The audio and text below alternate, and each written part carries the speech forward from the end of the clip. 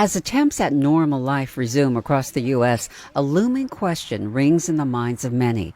What's the impact on citizens as the country bounces back and forth between opening and closing? We're now seeing a disturbing surge of infections that looks like it's a combination, but one of the things is an increase in community spread. The federal government's decision to leave many key decisions to individual states has resulted in pockets of high infection across the nation.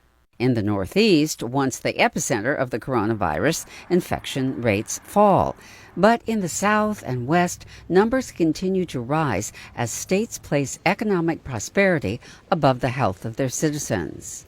States that began to reopen early have seen a sharp rise in the number of coronavirus cases, and there is plenty of evidence to show that their decision to reopen quickly was in fact the wrong decision. As masks become mandatory and beaches close at the height of summer, many hope to not return to a state of isolation and business closures.